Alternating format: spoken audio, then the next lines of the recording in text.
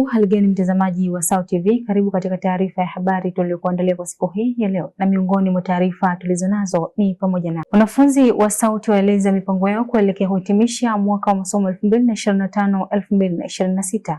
Mapigano nchini Sudan yapelekea vifo vya wanawake na watoto nchini humo. Na katika michezo, wanamichezo chuo cha SAUT waeleza faida ya michezo katika kukuza ushirikiano chuoni hapo. Kwa hayo na mengine mengi, ongozana nami Salome Christian nitakayekusomea habari za kitaifa na kimataifa. Veronica Mliatu atakayekusomea habari za biashara, na katika michezo tutakuwa naye Gibson Ernest. Na tuanze na habari za kitaifa.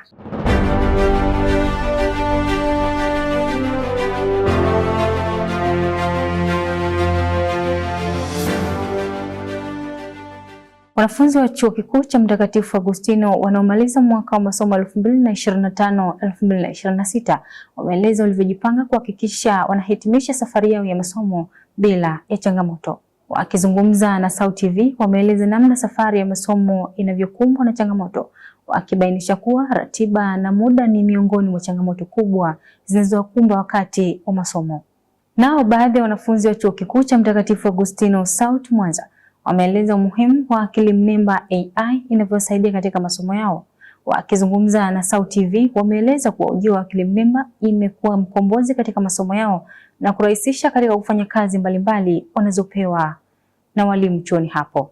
Mwanahabari wetu Ronaldo Esau ana undani wa taarifa hii. Maendeleo ya AI imekuwa nguzo muhimu katika kurahisisha maisha katika jamii. Ujio wa akili mnemba umerahisisha masomo hasa katika ngazi za juu za elimu, na hapa ni katika Chuo Kikuu cha Mtakatifu Agustino Mwanza, ambapo baadhi ya wanafunzi wakizungumza na SAUT TV wameeleza mchango wa akili mnemba AI katika masomo yao. AI kwa wanachuo au kutumia AI katika mambo ya kitaaluma kwa mwanachuo, mimi kwangu mimi naweza nikaona na faida, kwa sababu ujue AI umetusaidia kwenye mambo mengi sana, kwa sababu watu kwa wanapoteza muda kwenda kutafuta vitabu library, lakini ukiingia tu kwenye AI ukasearch tu kitabu specific ambacho unakitaka unakipata mle, na unaweza kujisomea kupitia tu simu yako kupitia AI. Lakini pia kitu kingine inasaidia, inarahisisha mambo, inaokoa muda. Kwa wanafunzi kikweli inakuwa inaturahisishia mkubwa, hasa kwenye masomo yangu mimi. Nikiwa na assignment ukimpa chap, hata kama utakuwa umechelewa, lakini AI anakufanyia chap. Pia hata kama akiwa amekosea anakuelezea kwamba hapa kama nimekosea nielekeze unavyotaka. Kwa hiyo ni rahisi ukiwa na AI, na masomo mengi ya sasa hivi yanawezeshwa na AI. Kwa upande wangu mimi bana, ni kweli unasaidia, lakini kwa asilimia zaidi ya 90 mimi naona unabomoa taaluma ya wanafunzi. Unajua, kwa sababu wasomi wa zamani walikuwa wanachimba sana, walikuwa wanatembea kwenye vitabu, wanatembea na quotation ambazo ni real. Mtu anatoka anaenda library, anatoka anaenda kwenye magazeti, anatoka yani anachimba vitu, anatafuta source kweli kweli. Lakini baada ya kuja hii akili mnemba, asilimia kubwa yani mtu anapeleka tu reference, wakati mwingine hata reference zinakuwa si za kweli, quotation unakuta sio za kweli, lakini hata ule muda wa yeye kutenga akasoma haupo kabisa. Kwa hiyo yani imeshakuwa shortcut ambayo inapoteza zile thinking capacity, mtu hathink. Dunia inaenda kasi sana na ni vigumu sana kuepuka maendeleo ya sayansi na teknolojia, lakini ni lazima zitumike kwa uangalifu ili kuleta maendeleo katika jamii yetu. Elimu ni safari isiyokosa changamoto, na hapa nipo katika Chuo Kikuu cha Mtakatifu Agustino Mwanza, ambapo baadhi ya wanafunzi wanaomaliza mwaka wa 3 wameeleza namna walivyojipanga kuhakikisha wanamaliza kwa kishindo kwa kuepuka changamoto za kimasomo. Kwa majina naitwa Patel Mole, mwanafunzi wa Chuo Kikuu cha Mtakatifu Agustino mwaka wa 3, kozi ya tourism. Kwa upande wangu, kwa hii semester ya kumaliza mwaka wa 3, nimejipanga kwenye issue ya time management, kwamba nitaensure kwamba na manage time katika kila hatua nitakayopiga. Kwa mfano kama kwenye vipindi vya darasani, nitahakikisha kwamba nitahudhuria vipindi vyote darasani na kwa muda unaohitajika, lakini pia kwenye assignment ambayo ina include individual na group assignment nitazihakikisha kwamba tunazifanya on time ili kufikia lengo au kumaliza mwaka wa 3. Kwa upande wangu mimi nimejiandaa vizuri kuhakikisha kwamba namaliza bila kipengele, ikiwemo kuzingatia ratiba za chuo, kuwa na nidhamu kwenye masomo yangu, kujituma, kusoma Lakini kipengele kikubwa ni kuhakikisha nimeshalipa ada kwa wakati, kwa sababu ada zinatukwamisha sana. Mara nyingi tunakuwa tunashindwa kumaliza masomo yetu kwa wakati. Kwa hiyo kwa upande wangu mimi hapa nimejizatiti kweli kuhakikisha kwamba namaliza bila kipengele. Of course pia namtanguliza Mwenyezi Mungu anitangulia kwenye hii shughuli ili imalizike salama, kwa sababu vipengele pia ni vikwazo wa wanafunzi wengi. Hasa kinachoniumiza sana mimi akili ni ada, lakini nitapambana ndani ya wakati nimeshamaliza. Ukiona mwanafunzi anavaa joo, basi ujue amepambana na mengi na amepitia mikasa mingi. Na haya yalikuwa maoni ya baadhi ya wanafunzi kutoka Chuo Kikuu cha Mtakatifu Agustino Mwanza. Na mimi ni Ronaldo Komba, SAUT TV. Shukrani sana Ronaldo Esau kwa taarifa hizo. Na tusafiri sasa mpaka makao makuu huko Dodoma, ambapo Waziri wa Mifugo na Uvuvi Dr. Bashiru Ali Kakurwa ameomba bunge kuidhinisha bajeti ya shilingi bilioni 476.6. Na tusafiri sasa mpaka makao makuu huko Dodoma, ambapo Waziri wa Mifugo na Uvuvi Dr. Bashiru Ali Kakurwa ameomba bunge kuidhinisha bajeti ya shilingi bilioni 476.6 kwa ajili ya utekelezaji wa shughuli za wizara hiyo katika mwaka wa fedha 2026-2027. Akiwasilisha hotuba ya bajeti bungeni jijini Dodoma hivi leo, Dr. Bashiru amesema kati ya fedha hizo shilingi bilioni 101 zimetengwa kwa matumizi ya kawaida, huku bilioni 375.1 zikielekezwa kwenye miradi ya maendeleo. Mwanahabari wetu Mayala Swea ametuandalia undani wa taarifa hiyo. Akiwasilisha hotuba ya bajeti bungeni jijini Dodoma Mei 14, Dr. Bashiru alisema kati ya fedha hizo shilingi bilioni 101.5 zimetengwa kwa matumizi ya kawaida, huku shilingi bilioni 375.1 zikielekezwa kwenye miradi ya maendeleo. Alisema fedha hizo zitasaidia utekelezaji wa maeneo mbalimbali ya kimkakati, ikiwemo kuongeza uzalishaji wa mifugo na mazao ya uvuvi, kuimarisha masoko, kudhibiti magonjwa ya mifugo pamoja na kukuza uwekezaji katika sekta hiyo. Aidha, waziri huyo alibainisha kuwa wizara itaendelea kutekeleza miradi ya maendeleo kupitia programu mbalimbali ikiwemo ASDP, AFDP pamoja na fedha kutoka mfuko wa IMF kupitia Extended Credit Facility. Dr. Bashiru alisema serikali inalenga kuendelea kuimarisha mchango wa sekta ya mifugo na uvuvi katika uchumi wa taifa, kuongeza ajira, kuimarisha usalama wa chakula na kuongeza mapato ya fedha za kigeni kupitia mauzo ya bidhaa za nje ya nchi. Mayala Swea, SAUT TV. Shukrani sana Mayala Swea kwa taarifa hiyo. Mtazamaji wa SAUT TV, na sasa tupate mapumziko mafupi, tukirejea ni habari za kimataifa.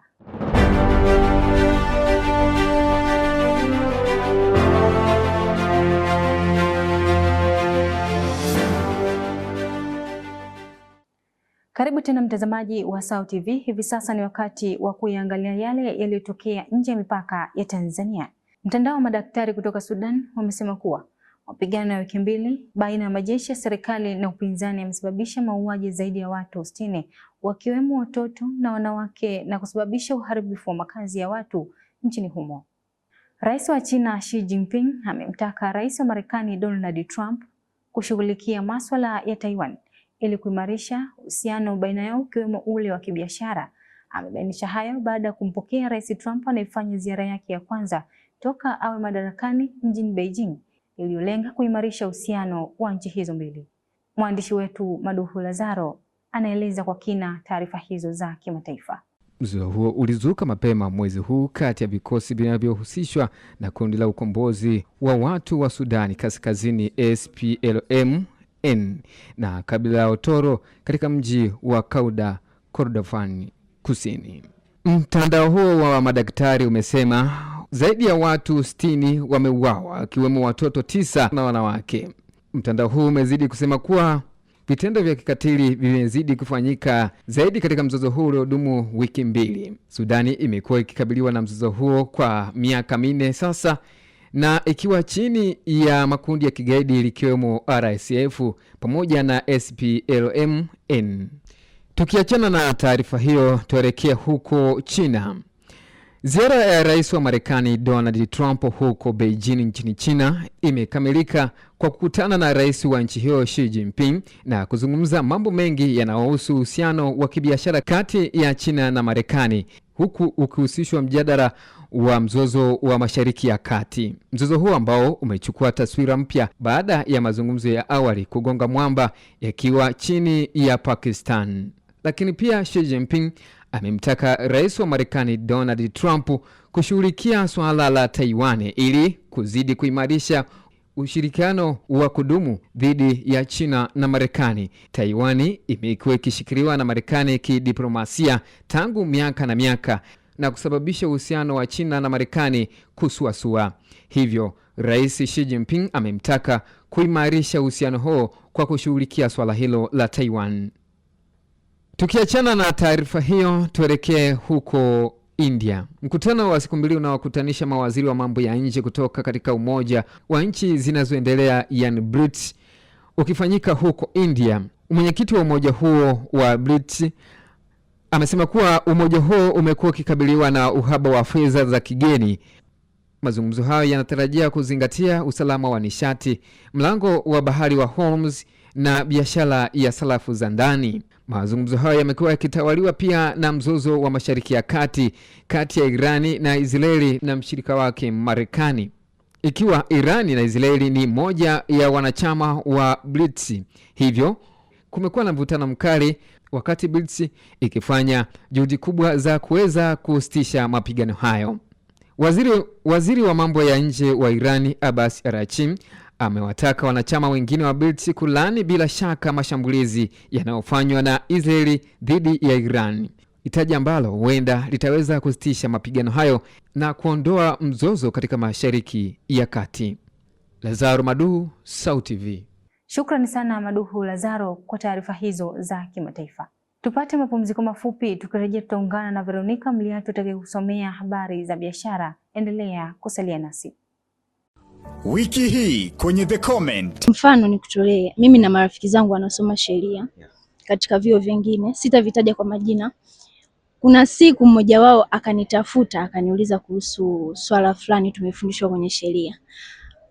Katika kuniuliza mimi nikajua kwamba sisi tulishafundishwa mwaka wa kwanza ili hali wao wanafundishwa sasa hivi mwaka wa pili. Ilifika tu mpaka nikamuuliza mara mbili, akaniambia wao ndo wanafundishwa sasa hivi mwaka wa pili.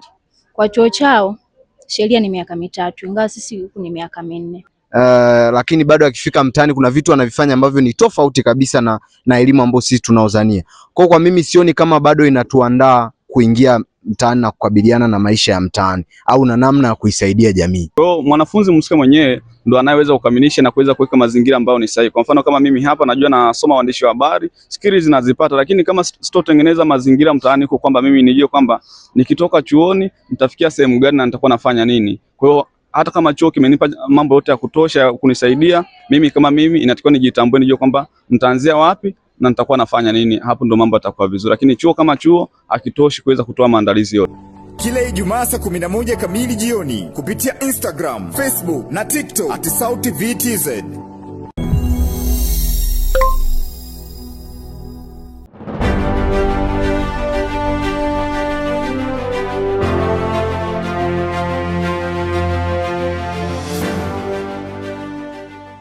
Karibu mtazamaji wa Sauti TV na sasa ni habari za biashara. Jina langu ni Veronica Mliatu.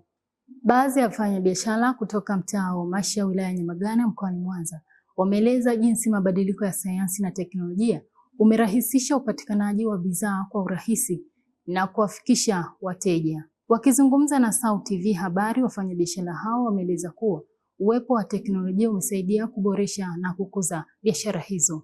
Na biashara kimataifa. Kupanda kwa bei ya mafuta duniani kutokana na mzozo wa Mashariki ya Kati kumepelekea wawekezaji nchini Marekani kujiandaa kudhibiti mfumuko wa bei ya mafuta wakati wa mavuno ya hazina, huku wakitilia shaka uwezo wa mwenyekiti mpya wa hifadhi Kevin Walsh katika kudhibiti mfumuko wa bei uliovuka mavuno ya miaka 10 hadi 4.4. Kwa taarifa hizo za biashara tuungane na mwanahabari wetu Semeni Kazimoto. Kukua kwa sayansi na teknolojia katika dunia ya sasa imekuwa chachu ya maendeleo kwa wafanyabiashara wengi. Na leo nimezungumza na baadhi ya wafanyabiashara hapa jijini Mwanza, maeneo ya Masha. Wameweza kuelezea ni namna gani sayansi na teknolojia imeweza kukuza biashara zao. Kwa majina naitwa Shabani Salum, ni mfanyabiashara wa nguo za kiume Malimbe Masha.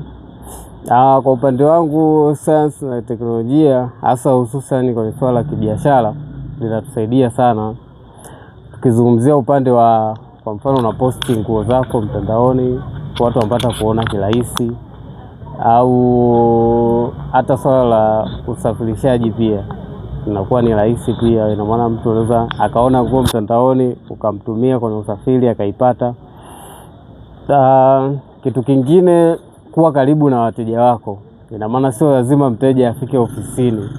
Hapana, ina maana mteja hata asipofika ofisini ila akaiona bidhaa yako kupitia mtandao, hilo pia litamfanya muweze kufanya biashara vizuri bila matatizo yoyote.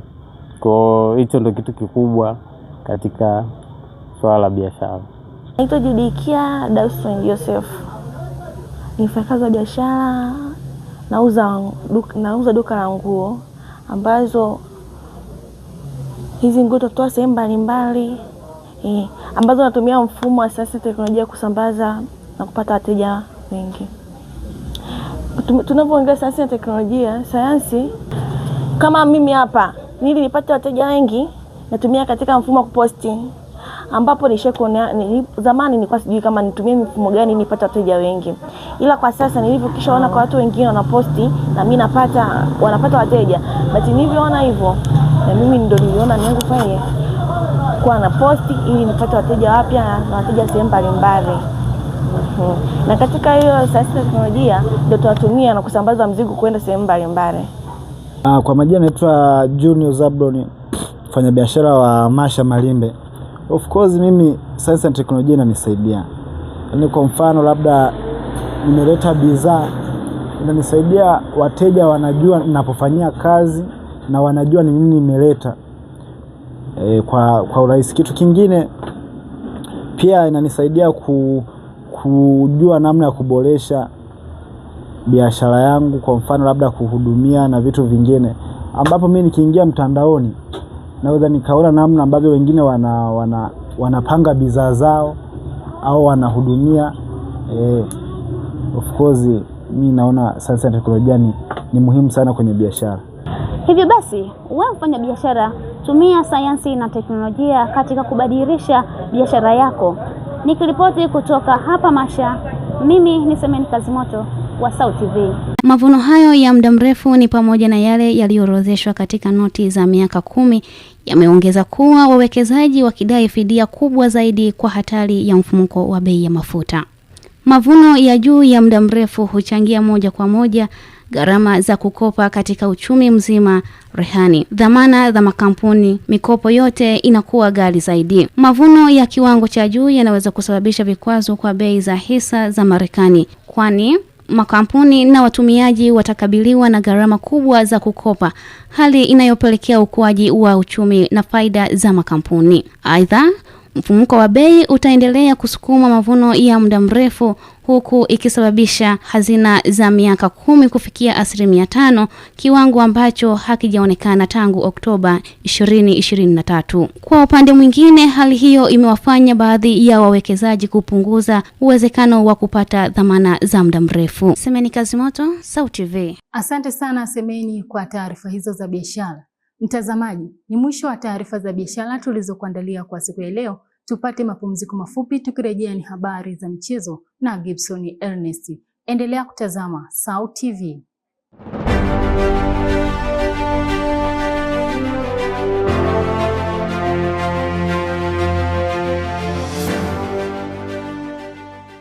Ni matumaini yangu ubuheri wa afya mwanamichezo mwenzangu. Karibu katika habari za michezo. Jina langu ni Gibson Ernest.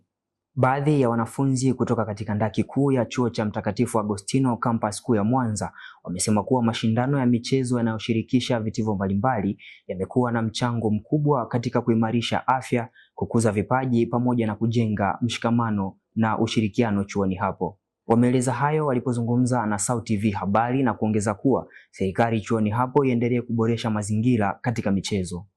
Na katika uga wa kimataifa, rais wa Real Madrid Florentino Perez amesema kuwa atagombea tena urais wa klabu hiyo kwa shauku ile ile aliyokuwa nayo tangu mwaka 2000 licha ya kampeni maalum ya vyombo vya habari vya Hispania vinavyolenga kumshinikiza ajiuzuru. Perez amebainisha kuwa klabu hiyo ipo imara kiuchumi na kitaasisi licha ya ukosoaji unaoendelea, huku akisisitiza kuwa wanachama ndio wamiliki halali wa klabu hiyo na si yeye binafsi. Kwa undani wa habari hizi za michezo tuungane naye Faith Oromi. Mashindano ya michezo chuoni yamekuwa ni nyenzo bora ya kukuza urafiki, uhusiano pamoja na afya njema. Leo nimepata wasaa wa kuzungumza na baadhi ya wanafunzi katika chuo cha Mtakatifu Agustino na wameeleza umuhimu na faida ya mashindano hayo chuoni hapo. Kwa upande wangu nikija kuzungumzia mashindano ya vitivo, kwa mfano Bamsi tunapocheza na Biala, tunacheza labda na Baedi katika chuo, inasaidia kuleta umoja na kutufanya sisi tujione kama ni familia moja. Kitazama katika masomo ni ngumu sana, mimi kwa mfano ni mwanafunzi wa Bamsi interact na mwanafunzi wa Baedi katika maisha ya kawaida katika masomo, lakini kwenye michezo inatuleta tunakuwa pamoja, ile tunashangilia, tunacheza. Unajua kwa mfano nikizungumzia mpira wa miguu ni mchezo ambao unahitaji fair play, watu wanacheza kama familia, wanathaminiana, ni mchezo ambao unaleta umoja. Niko kozi ya Baedi, yani ualimu. Tunapozungumzia masuala ya michezo na jinsi inavyokuwa tunacheza na namna inavyotupa ile muingiliano na masuala ya urafiki na nini. Mfano tunapozungumzia labda kozi ya Baedi inacheza na tuseme tourism. Ile pale inafanya kwanza sisi wenyewe kama wanafunzi tunapata urafiki na kubadilishana mawazo, na ile inatupelekea sisi kuwa na afya njema kwanza. Afu kingine pia yani ni kama vile ni moja kati ya somo. So unajua uwezo kusoma bila kufanya michezo. Kwa kicheza vile michezo tunafanya refresh mind. Naitwa Mary Judy, kama mwanafunzi wa Bamsi mwaka wa pili. Michezo ya kushirikiana ipunganisha michepuo ya ukosi tofauti. Kwanza inasaidia ushirikiano kati ya wanafunzi wa kosi moja na kosi hii ya mfano Baedi na Bamsi pia na mechi. Pia inasaidia katika kujenga afya bora kwa wanafunzi.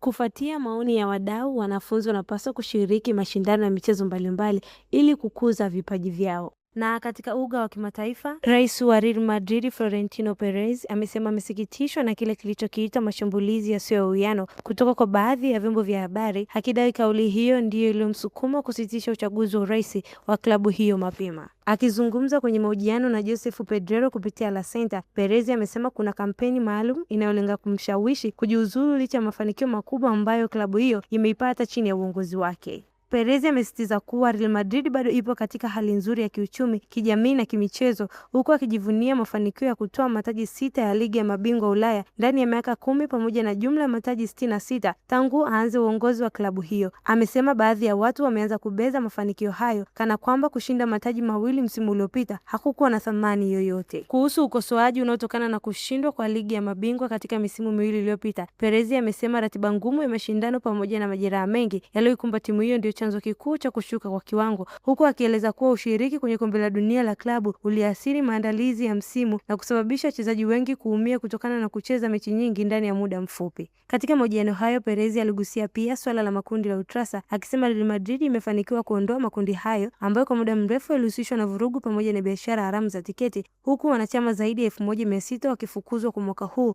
kwa kujihusisha na biashara hiyo kinyume na sheria. Mimi ni Faith Olomi wa Sauti TV. Asante sana Faith Oromi kwa taarifa hizo za michezo, na kufikia hapo sina la ziada katika habari za michezo kwa siku ya leo. Ulikuwa nami Gibson Ernest, na sasa nirudishe kijiti kwake Salome Christian kwa kuhitimisha habari kwa siku ya hii leo. Asante sana Gibson Ernest kutujuza habari hizo za michezo. Mtazamaji, taarifa hizo za michezo zinahitimisha taarifa ya habari kwa siku hii ya leo, lakini kabla ya kumaliza taarifa ya habari tupate tena muhtasari wake. Wanafunzi wa Sauti waeleza mipango yao kuelekea kuhitimisha mwaka wa masomo 2025-2026. Mapigano nchini Sudan yapelekea vifo vya wanawake na watoto nchini humo. Na katika michezo, wanamichezo chuo cha SAUT waeleza faida ya michezo katika kukuza ushirikiano chuoni hapo. Kufikia hapo sina la ziada. Kwa niaba ya wote walioshiriki kuandaa taarifa hii ya habari, jina langu ni Salome Christian. Nikutakia utazamaji mwema wa vipindi vingine kutoka hapa SAUT TV. Uwe na wakati mwema.